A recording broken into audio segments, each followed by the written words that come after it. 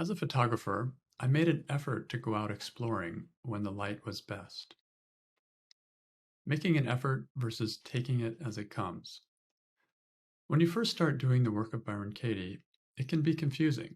Should I let go of things or make more of an effort? This is especially true when doing the work on areas where you have some control. For example, I could do the work on the thought, I should exercise more, and I would find the turnaround, I should not exercise more.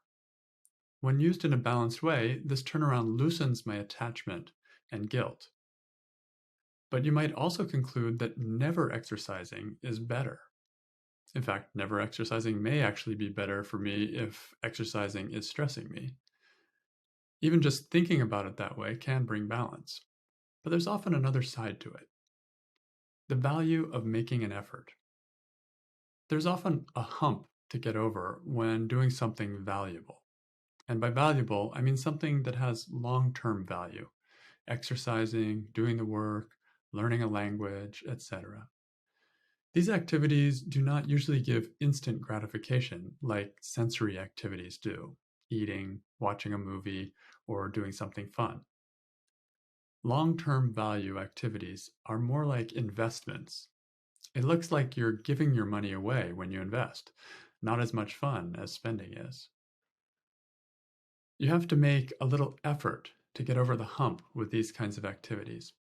But when you do, the investment of time and energy starts to pay off, and it is usually more deeply rewarding and enjoyable than the fun of immediate gratification. We call it discipline, but for those who get over the hump, it is actually very gratifying. So where's the balance? If I'm too disciplined, my life can dry up while I'm waiting for long-term development. But if I'm too easygoing, I may never structure the elements of my life that could really be rewarding for me. The work helps me find balance because it clues me into my stress. Stress tells me when I'm out of balance. If I'm too far out of balance in the direction of discipline, I'll have stressful thoughts like these. I should do more. I have to keep going. I shouldn't have skipped my workout. But if I'm too far out of balance in the direction of taking it as it comes, I may have stressful thoughts like these. It's too much effort. I don't really need to exercise. I don't have any control anyway, so what's the point? It's more fun to watch TV. If I question my stressful thoughts on either side, trusting that feeling of stress to guide me, I can loosen my story on both sides. What freedom looks like. Freedom is a place where I don't have to do any discipline ever again, but I'm not opposed to doing long-term projects either. In other words, if I do the work, I'm not going to end up just sitting around watching TV because doing anything else would be too much effort. Instead, I end up more aware of what actually interests me. If it's TV, then I'm going to enjoy TV in a totally guilt-free way. But if it's going and doing the work or learning a language or exercising, I'm going to enjoy that. It doesn't even feel like discipline. It's actually both. I'm taking it as it comes by listening to what I want to do next, and I'm enjoying being drawn into the subtler forms of activity that are often more rewarding. Making the work a habit. Just like exercise, doing the work of Byron Katie can be very rewarding when it's done regularly. About 4 months ago, I started keeping track and doing the work every day. I've been very disciplined with this, not missing one day in 4 months. It took a little effort at first, but now it is a part of how I live, and I love it.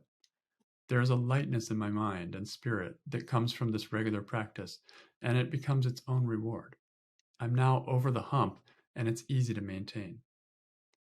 I invite you to this kind of daily practice of the work as well. You may find it as enjoyable as I do. In fact, I invite you to join my Inquiry Circle group where we do this work daily or less frequently with the support of a beautiful community. There you also find the Breakfast Club, which is an extra support for those who wish to build up slowly to doing the work daily.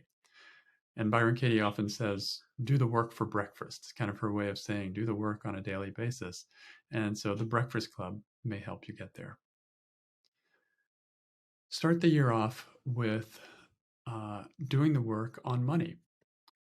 As you may have heard, I have a course called Living with Money that I developed with my friend Grace Bell. And we have 12 hours of video in that course that you can watch, giving you lots of ideas of how to do the work on this stressful area.